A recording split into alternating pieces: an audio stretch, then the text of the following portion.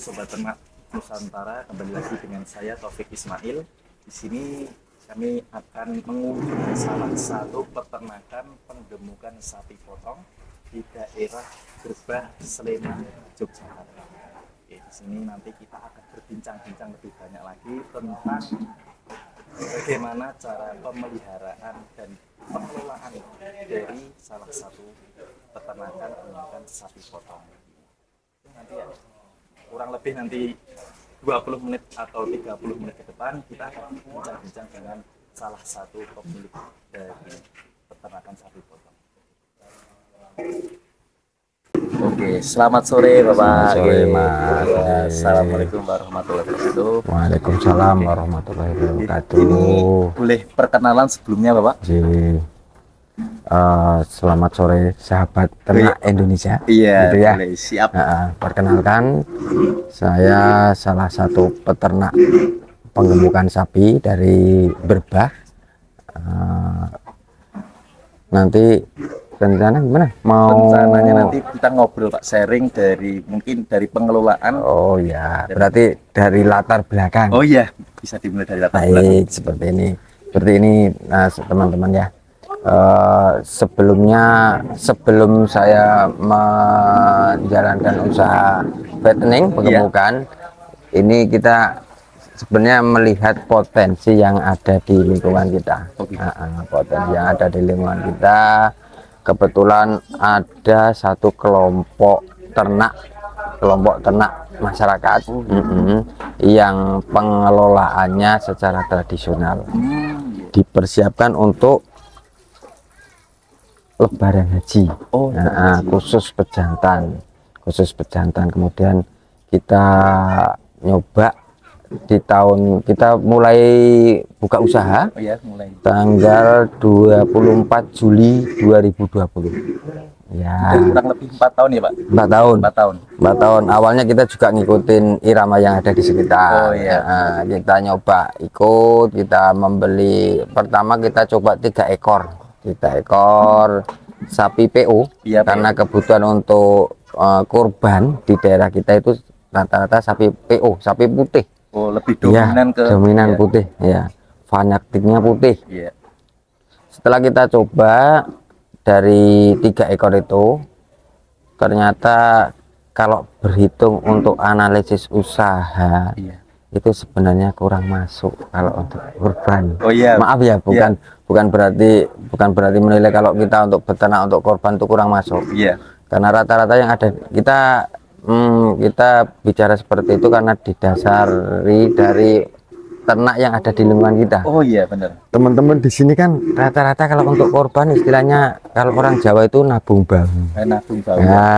Jadi biaya operasionalnya kurang lebih tidak begitu diperhatikan. Jadi seperti itu. Terus berjalannya dengan waktu, kita coba untuk nyari pemasaran, cari pasar. Ternyata bertemu dengan RPH pemotongan. Mereka membutuhkan pasokan karkas seperti itu. Setelah kita belajar di RPH, kebutuhan mereka berapa, pembayarannya berapa, seperti itu, namanya karkas itu seperti apa. Akhirnya kita juga belajar untuk teknis budidaya. Kebetulan kita juga belajar ke salah satu tempat pelatihan bengkel sapi. Bengkel sapi Jogja yang di Kalijeruk, punyanya Bapak Ali. Dari sana kita belajar banyak, dan ternyata dari pembelajaran di sana kita bisa menyimpulkan sebelum kita membuka usaha di bidang peternakan apapun, perikanan, peternakan, memang ada beberapa hal yang perlu dipersiapkan. Beberapa hal paling pokok, kita harus tahu kemana arah pasar kita. Segmentasi pasarnya. Benar sekali. Kita ke arah mana, kemudian setelah tahu, terus kita juga diajari apa yang perlu dipersiapkan. Kan ini masalahnya kan ternak, jadi perlu pakan. Mungkin urutannya dari bank pakan. Kita mempersiapkan bank pakan dari, kalau menurut hitungan orang pintar katanya kan kebutuhan pakan itu kan 20% dari berat Berat badan, Ji. ya. Itu dari hijauan dan dari komburan seperti itu. Terus kita berhitung dulu dari hijauan. Dari 20% kan 1,5% sampai 2% itu untuk komburan. Kita persiapkan untuk hijauan. Kita persiapkan beberapa lahan. Kita memang untuk berhitung untuk 15 ekor. 15 ekor. Rencana kita kan 15 ekor karena keterbatasan tempat juga. Karena berbagai faktor, tadinya kita nyoba 6 ekor. 6 ekor pertama. 6 ekor. 6 ekor. Dari 3 ekor itu ya, Pak ya? Dari 3 ekor 6 ekor. 6 ekor pertama kita belum punya bank pakan sebenarnya. Masih belum karena punya. Kita ngejar target kebutuhan pasar. Kebutuhan pasar dulu, kita sementara beli ke petani, hijauannya seperti itu. Ke petani sambil berjalan kita buka lahan untuk hijauan. Lahan untuk hijauan, terus kemudian kebutuhan komburan itu kita juga nyoba belajar ke sana sini, akhirnya menemukan ada beberapa alternatif komburan. Kecuali dari pabrikan sih. Kan dari pabrikan ada beberapa konsentrat yang tentunya kita juga memperhitungkan komburan yang kita pakai setidak-tidaknya mendukung untuk pembentukan karkas. Soalnya kan larinya karena gemuk belum tentu karkasnya itu bagus. Gitu kan. Bisa jadi lemak seperti itu. Kita nyoba beberapa pakan, akhirnya ditemukan, kita menyimpulkan ada beberapa pakan yang kita pakai konsentrat seperti itu. Kita tambah dengan limbah pabrik. Kita pakainya ampas tempe dan ampas tahu dan airnya air ampas tempe. Kita campur dengan konsentrat dan kita tambahkan mineral ya, tambahkan mineral seperti itu. Kemudian kita nyoba 6 tadi. Setelah kita udah kelihatan layak, kita pasarkan, kita tawarkan ke tukang jagal tadi, RPH tadi. Ternyata mereka menyimpulkan kalau hasil dari ternak kita itu karkasnya bagus. Semisal seperti ini, kalau dari bobot hidup, bobot hidup kan kurang lebih 4 kintal. 4 kintal.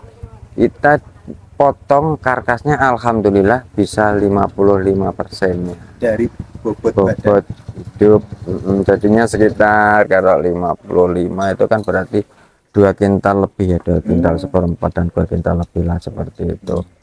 Menghasilkan karkas seperti itu. Hanya kita ngerasa oh ini prospek ini. Ya, ini prospek, ini kemungkinan bisa dikembangkan untuk skala usaha atau kemungkinan juga bisa menarik lingkungan untuk bergelut ke sana seperti itu. Jadi sangat potensial sekali. Awalnya mungkin kos operasional awal kalau dari kos operasional 6 ekor itu belum masuk sebenarnya. Kita belum masuk. Kemudian karena kita berhitung, kalau kita kalkulasi dengan luasan lahan, hijauan, terus komporan yang kita siapkan, tenaga kerja, ke semuanya, ternyata memang setidaknya ada 15 sampai 18 ekor. Seperti itu.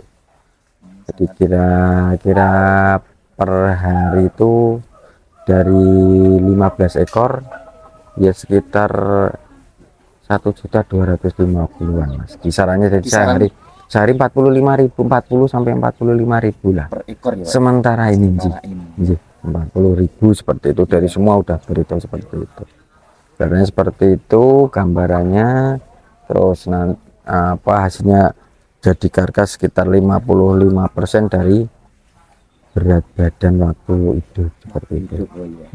Kira-kira seperti itu. Jadi untuk penggemukan ini sangat potensial sekali karena ya didukung dari faktor lingkungan juga ya Pak. Betul, Ji. Kita kebetulan kita pilih lahan di sini karena punya lingkungan yang strategis ya. Ada air. Kita untuk ke lahan juga untuk hijauan gampang. Mudah ya. Akhirnya kalau kita untuk jaga kebersihan juga gampang seperti iya, itu. benar. Ya, seperti itu Karena lingkungan gambarnya. kebersihan itu sangat Ya, sangat sensitif ya, Pak, ya. Mas, enggaknya kalau ternak itu bersih ya makannya juga Ya, lahap. benar, Gitu. benar, ya. Nggih. Kurang lebih Seperti sama itu. dengan manusia, Pak ya. Nggih, seperti itu. Hmm. Nggih. Jadi untuk Pak, kendala mungkin kalau sampai saat ini kendala-kendala jenengan dari peternak ini bagaimana? Pada dasarnya kendala peternak itu ya tetap marketing, penjualannya. Dari pemasaran ya, Pak. Wah, ini masih menjadi problematika. Pemasaran dan pemilihan bahan. Nah, kalau udah semuanya sarana prasarana lengkap, itu pemilihan bahan yang mau digemukkan dan nanti pemasaran. Pemilihan bibit. Kita kan kalau pemilihan bibit kan sepanjang yang saya alami kan kita milih bibit itu kan dari kenampakan visual. Oh iya, penampakan visual ya, benar. Makan kita untuk penggemukan otomatis dipilih yang belum gemuk, jadi ya. gemuk seperti itulah. Problemnya kalau sapi belum gemuk kan takutnya kalau kita salah milih nanti sapi yang sakit seperti itu. Oh kan. ya, malah tidak bisa berkembang ya, Pak. Karena pernah Mas, kita milih sapi dari perawakannya ya kurus ya, terus dari sinar matanya, dari cara makannya itu kelihatannya standar bagus. Iya. Tapi setelah 2 minggu di sini dia mulai kelihatan kelainannya. Oh iya, Kan mulai kadang tampak. mulai kayak timbul batuk-batuk seperti itu. Iya. Ternyata dalamnya istilahnya dokter ISPA apa ya kalau kita iya, benar, seperti iya. itu nanti juga jadi kendala seperti itu. Ya, tapi kalau itu kan bisa lah kita pelajari sambil jalan. Tapi kalau yang paling pokok kan di pemasaran tadi. Karena yang berjalan sekarang kan kalau peternak itu tidak bisa menentukan sapi kuki itu dunia tak lemoke semene payune semene seperti itu nggih. Karena rata-rata pedagang itu kan ya pasti menawar. Iya, pasti menawar. Mereka mencari untung, bahkan mencari untungnya, maaf ya, bukan merendahkan pedagang. Kadang mencari untungnya kan kadang nggak tepo-tepo dengan peternak toh. Oh iya, beda. Gitu. Pernah saya sempat pertama kali ya Mas, tarik ke belakang lagi, waktu saya melihara 3 ekor, saya 1 ekor pernah beli seharga 16,5, 16.500.000. Saya pelihara selama 6 bulan. 6 bulan. Terus habis itu padahal yang ngambil sapi saya itu dari pedagang yang saya ambil juga. Oh ya. Saya beli ke mereka. Dan mereka balik beli kita. Dibelinya berapa coba setelah 3 bulan kita lawat? 16 juta. Kan seperti itu. Iya, benar. Kan seperti itu. Pertimbangan mereka kurang tahu saya apa, yang jelas mungkin nyari profit juga kan. Seperti itu. Lihat dari situ tadi saya juga akhirnya cari solusi. Oh, ini harus cari pemasaran yang benar-benar objektif, yang benar-benar bisa diajak bareng-bareng gitu ya, yang bisa benar-benar memberi ya biarpun sedikit tapi harus memberi sisa ke peternak seperti itu gitu ya. Nah, makanya kan kemarin kebetulan kita ke RPH, terus mereka mau nerima kita, mau menilai kita, mau memberi kritikan harusnya seperti apa, seperti itu. Akhirnya sampai sekarang alhamdulillah terjalin kerjasama yang bagus dengan RPH tersebut ya, dengan RPH tersebut. Dan alhamdulillah ini dari 15 ekor ini kita alhamdulillah setiap 1 minggu sekali kita setor ke sana 1 ekor. Mungkin sudah ada kontrak ya Pak ya? Ya kalau kontrak sih enggak Mas, enggaknya udah ada bentuk kerjasama.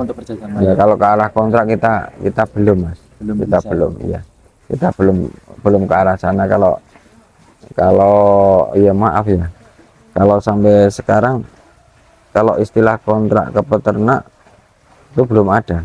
Kalau kontrak kan kemungkinan dengan perusahaan besar ya. Oh iya, yang Seperti Inti Plasma gitu ya. iya, Kalau ini sifatnya mandiri. mandiri. Itu mandiri, bebas dengan siapa aja. Kebetulan salah seorang ya yang punya penyembelihan itu RPH itu kebetulan ngerasa cocok mungkin dengan kita. Oh iya, Akhirnya secara alami kita bareng-bareng. bareng-bareng. Seperti itu. Seperti itu. Jadi sudah aneh Pak ya, sudah bekerja sama dengan RPH ini Iya. dengan melihat dari kualitas dari karkas yang dari Iya. tam. Iya. Kan juga namanya tukang jagal kan juga banyak faktor yang mereka pertimbangkan ya. Iya. Cari sapi mungkin di pasar hewan mungkin ada kan. Iya. Tapi kan kalau di pasar hewan kan harus nego, harus ada risiko kemungkinan enggak jadi karkasnya. Kalau di kita kan hitung karkas mas.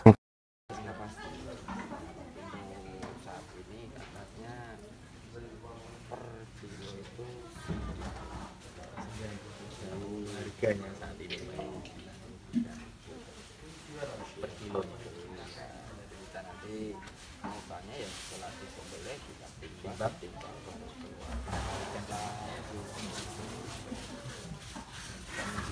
Nah, seperti itu ya Pak.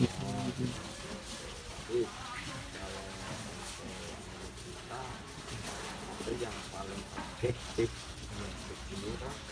kita mengusahakan sapi dengan kualitas teknik maksimal. Mereka menilai juga objektif sama-sama kita sendiri, sama-sama terlihat. Oh iya, iya benar. Dan RPH Iya. itu ada suatu hubungan Iya. itu sebenarnya sesuatu usaha yang sangat prospek. Jadi peternak itu tinggal mengusahakan gimana caranya memelihara sapi, Iya. menggemukkan sapi, menghasilkan karkas yang bagus seperti itu, dan udah ada yang nampung. Oh iya begitu. Gitu. Iya benar-benar. Seperti itu memang secara ideal seperti itu. Oh jadi biar tidak setelah sapi ini sudah siap dijual kan nanti Iya. kami bingung untuk pemasaran ya Pak. Betul Dengan seperti adanya itu. kerjasama dengan RPH ini. Ya kan RPH terus apa istilahnya rumah-rumah jaga